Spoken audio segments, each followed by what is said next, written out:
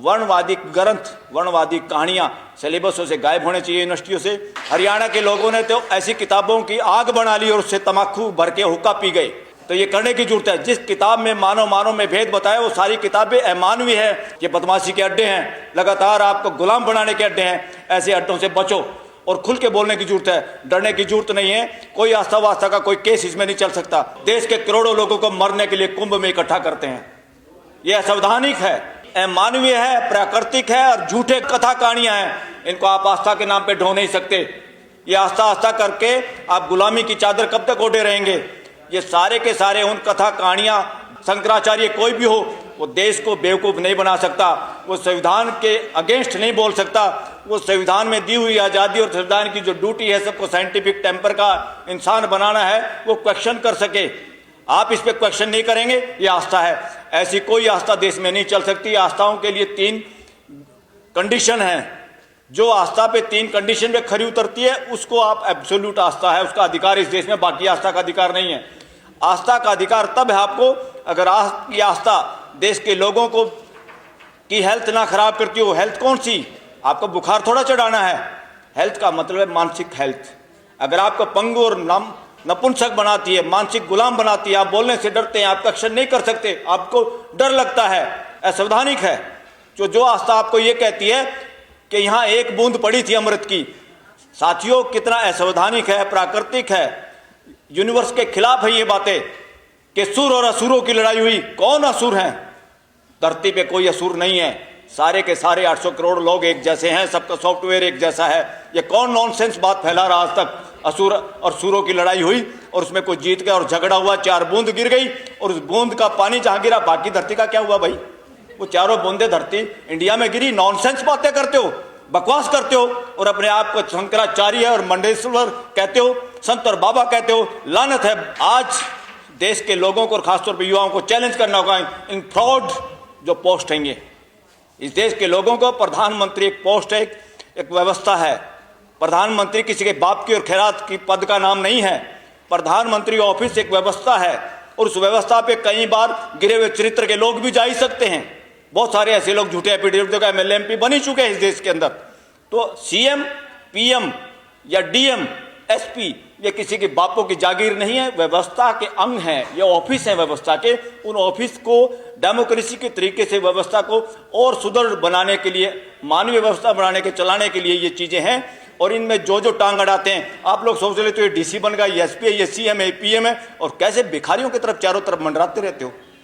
आपकी व्यवस्था आपने खड़ी की है और आप ऐसे भूख, और ये इस देश के अलावा बाकी देशों में कमजोर हो गई है। दुनिया के गिरजाघर खाली पड़े, नीलाम हो रहे हैं और हमारे यहाँ मंदिर पे मंदिर बने जा रहे हैं, मस्जिदें बनी जा रही हैं, झगड़े हो रहे हैं। अगर पूरी दुनिया एक है, पूरी दुनिया सृष्टि का मूल मंत्र एक है, तो मंदिर को तोड़ के मस्जिद बनाओ, मस्जिद तोड़ के मंदिर बनाओ, ये क्या ड्रामेबाजी है? कौन है ये लोग? ये सौदागर हैं, व्यापारी लोग हैं, धंधा चला रहे हैं, कोई भी है। और साथियों, इस देश में वर्णवादियों के लिए शासन व्यवस्था चल रही है, लोकतंत्र नहीं चल रहा देश के अंदर। और आप लोग क्या किससे मांगते रहते हो? इतना नपुंसक बना दिया आप लोगों को और हमारे को कि हम सोचते हैं जो कुछ कर रहा है भगवान कर रहा है। दिस इज नॉनसेंस साथियों, अनसाइंटिफिक है। अस्तित्व में कोई ऐसी पावर नहीं है जो लोगों के साथ भेदभाव करती है। जो भी भेदभाव है मानव करता है, मानव द्वारा होता है, मानव के लिए करता है। अस्तित्व में कोई ऐसी शक्ति नहीं है जो आपको दे देगा घर बैठे बैठे। आदमी को छोड़ के किसी को इन चक्रों में पड़ने की जरूरत नहीं है। आदमी ही है जिसको समझ के करना होता, बाकी किसी को ना गॉड ढूंढने की जरूरत, ना मंदिर मस्जिद जाने की जरूरत है। ये हमारी व्यवस्था है और हमें भाईचारा बढ़ाने के लिए, और देश के संविधान का एक ही मूल मंत्र है, आपका कानून, आपकी व्यवस्था, आपकी रिजर्वेशन पॉलिसी, आपका कुछ भी, अगर उससे भाईचारा, बंधुत्व अगर नहीं बढ़ता, तो यही एक मूल मंत्र आम आदमी पहचान सकता है कि देश में डेमोक्रेसी है कि नहीं है, शासन चल रहा है। भाईचारा कम हो रहा है तो शासन चल रहा है। राजा बदमाशी कर सकता है, किसी एक के साथ प्यार और दूसरे के साथ दुलार अपनी सत्ता बढ़ाने के लिए। घर का बाप, घर का दादा अपने बच्चों के साथ, माँ बाप अपने बच्चों के साथ भेद कर ही नहीं सकता। वो व्यवस्था होती है, ये शासन व्यवस्था नहीं है। ये तानाशाही चल रही है देश के अंदर। वर्णवादी ग्रंथ, वर्णवादी कहानियां सिलेबसों से गायब होने चाहिए यूनिवर्सिटियों से। हरियाणा के लोगों ने तो ऐसी किताबों की आग बना ली और उससे तमाकू भर के हुक्का पी गए। तो ये करने की जरूरत है। जिस किताब में मानव में भेद बताया वो सारी किताबें अमानवी है। ये बदमाशी के अड्डे हैं, लगातार आपको गुलाम बनाने के अड्डे हैं। ऐसे अड्डों से बचो और खुल के बोलने की जरूरत है, डरने की जरूरत नहीं है। कोई आस्था वास्ता का कोई केस इसमें नहीं चल सकता, क्योंकि 3 guarantee: public health, public order, public morality. Public morality क्या? जनता जब सारी की सारी उस बात को समझती है, जानती है सूरज इधर निकलता है और कोई कहे सूरज नहीं निकलता, धरती घूमती है, और मूर्खता इन्होंने की थी पादरी फादर लोगों ने, ठेकेदार थे जो ईसाई धर्म के, कि धरती नहीं घूमती, और गैलीलियो को सजा सुना दी, सजाए मौत। हमारे जैसे लोग थे कुछ साथी, कहा इन मूर्खों से कहाँ लड़ाई लड़ते हो, बचे रहे तो ज़्यादा काम कर पाओगे, नहीं तो सूली कितने लोग चढ़ गए यहाँ पर। तो उसने कहा भाई मेरी गलती होगी, तुम्हारी ग्रंथ ये जैसे भी बाइबल कहती है ऐसे हो रहा है, धरती नहीं घूम रही। क्या धरती घूमने से हटी? ना धरती घूमने से हटी, ना आज हटी, मगर उस फार्मूले को मानने से हमने कितने साइंटिफिक चीज़ें बनाई और कितनी तरक्की की। इसलिए साथियों, पब्लिक मोरालिटी ये है, जनता जिन चीज़ों को जानती है उसके खिलाफ अगर कोई सो कॉल्ड रिलीजियस ग्रंथ, ये रिलीजियस ग्रंथ नहीं है, धार्मिक ग्रंथ होते सच्चाई पे आधारित, ये सांप्रदायिक ग्रंथ हैं, झूठे हैं, कथा कहानियों से बचो।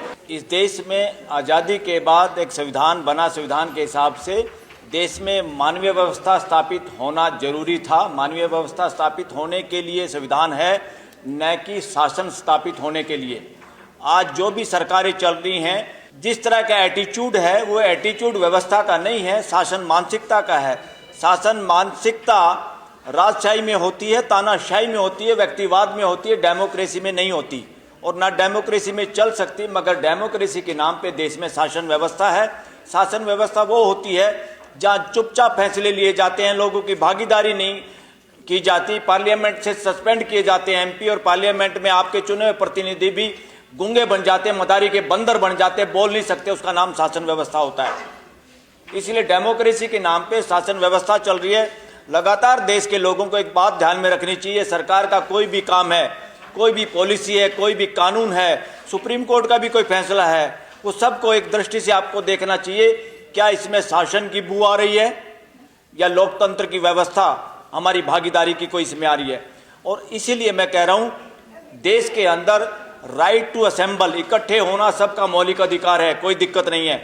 मगर देश के किसान, मजदूर, देश के लोग जो व्यवस्था स्थापित करने के पक्ष में बोलना चाहते हैं और शासन के खिलाफ बोलना चाहते हैं, उनके लिए लगातार धारा 44 और धारा 163 दिल्ली में भी लगाई गई, और किसानों को तो दिल्ली के आसपास आने नहीं दिया गया। मजदूरों की और दूसरे लोगों की हिम्मत नहीं है कोई जंतर मंतर पे लंबे समय तक पूरा दिन कोई अपनी बात रख सके। और उसमें क्या है, परमिशन की जरूरत है। कौन है परमिशन देने वाले बदमाश? जिनका नाम एग्जीक्यूटिव मैजिस्ट्रेट है हमारे कानून में। वो अंग्रेजों ने बनाया था। क्यों बनाया था वो कानून? ताकि जब भी कोई बोलना शुरू करे, अपने गुलाम बंदर से उनको नकेल कसवा दी जाए और लोगों को बोलने नहीं दिया जाए, लोगों को इकट्ठे ना होने दिया जाए।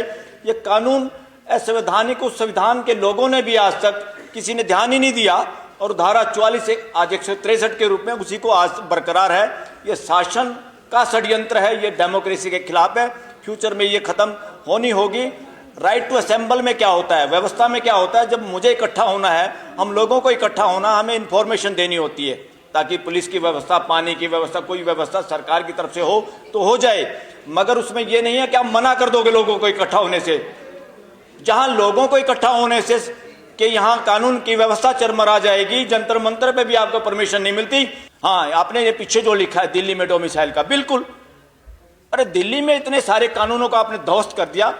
पूरे देश के लिए जब आपको बेनिफिट होता है वर्णवादी व्यवस्था को, वर्णवादी मानसिकता को, तो आप सारे कानून ध्वस्त कर देते हो। दिल्ली है आपके, हमारा ग्लोबल एक तरह से इंडिया का विलेज है, एक स्टेट ऐसा, यहाँ वो सारे के सारे धराशायी के नाम पूरे देश के लोग, ओबीसी, एससी, एसटीओ की तो रिजर्वेशन ही नहीं यहाँ पर, जबकि एसटी बहुत सारे लोग रहते हैं यहाँ पे। अब उनकी रूटें वहाँ से कट गई हैं, यहाँ नौकरी करने के चक्कर में आए थे, यहाँ बस गए, तो उनकी जो भी हक बनता है एज पर कॉन्स्टिट्यूशन वो मिलना चाहिए। ये डोमिसाइल की नॉनसेंस जो सिचुएशन अभी चल रही है दिल्ली में, ये तुरंत खत्म होनी चाहिए साथियों। और मैं एक और बात आप करके, क्योंकि मैं फोटो लगातार जब देखता हूँ, जब भी एससी, एसटी, ओबीसी, माइनॉरिटी, और अभी मैं आदिवासियों के किसी प्रोग्राम में था मध्य प्रदेश में, तो वहाँ मैंने कहा, वो लोग बड़े खुश हुए इस बात से।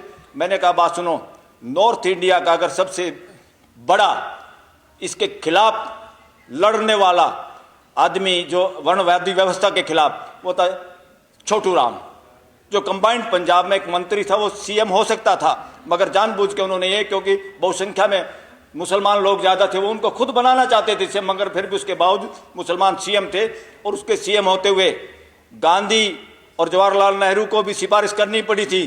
किसने? जो पाकिस्तान का बंटवारा चाहता था। जिन्ना पंजाब में नहीं घुस सका, उसको घुसने नहीं दिया, वो समाज को तोड़ नहीं पाया। हिंदू मुसलमान सिख ईसाई किसी को नहीं तोड़ पाया। सारा मजदूर, सारा किसान एक ही उसमें था। क्यों? क्योंकि सब सामने वाला अगर परिवार के मुखिया या परिवार के कुछ लोग ऐसे हों जो पूरे परिवार को बांध के रख सकते हैं, वही है व्यवस्था, मानवीय व्यवस्था। और उसको भी अब लोगों में ये मत बना है, क्योंकि उनका शरीर नीला पड़ा हुआ था। जो उनके पास रहते थे, एक सरदार जी जो अब इंग्लैंड में बसते हैं, उनके फादर थे, उनके पास एम्प्लॉय थे। उन्होंने बताया था, बोले उस वक्त ना कम्युनिकेशन थे ना कुछ था। मेरे बाप ने बताया था कि छोटू राम का शरीर नीला पड़ा हुआ था, वो मरा नहीं था, जहर दे के मारा गया था। इसीलिए डिवीजन के लिए क्या क्या नहीं हुआ इस देश के अंदर। और सबसे ज़्यादा इस वर्णवादी व्यवस्था का, जब तक ये जो लोग थे ना, Hindu Mahasabha so called, 2-3 seat पूरे कंबाइंड पंजाब, जिसमें पाकिस्तान का पंजाब, इंडिया का पंजाब, हिमाचल प्रदेश, राजस्थान का भी हिस्सा, आज का हरियाणा, आपकी दिल्ली और कुछ पश्चिमी यूपी का भी का, सब कंबाइंड पंजाब का हिस्सा था। इतना बड़ा एक देश था एक तरह से, और उसके अंदर डिवीजन के लिए कोई आदमी मानसिक तौर से तैयार नहीं था साथियों। इसलिए मैं फ्यूचर में चाहता हूं, और उसकी वजह से उन्होंने जितने टिल्ट खेती करने वाले लोग थे, सबसे ज़्यादा देश में शेड्यूल कास्ट के लोगों के पास अगर ज़मीन है, खेती करने वाले जमींदार हैं, तो वो J&K में है, जो उन्हीं के बनाए हुए कानून के आधार पर, उस कानून की वजह से उनको भी ज़मीन वहाँ मिली थी। आप लोगों को इस बात का आइडिया होना चाहिए। और उसका बेनिफिट वर्णवादियों को भी मिला, ब्राह्मणों को भी मिला, बनियों को मिला। जो टिल्ट करता था, खेती करता था, उन सबको मालिकाना हक मिला था, only due to Chhotu Ram. तो छोटू राम जैसा वो भी एक ओबीसी का चेहरा है इस देश के अंदर, और उस ओबीसी का जो माइनॉरिटी के साथ हैं, जो डिविजिव फोर्सों के खिलाफ लड़े, और उस फोर्स के खिलाफ लड़ते लड़ते जिनकी शहादत हुई और समाज को पता ही नहीं था कि जहर दे के मारा गया है। आज जब उसके सबूत सामने आ रहे हैं, तो ये स्टोरी इस देश की है। देश में आदमी की पहचान नहीं हुई।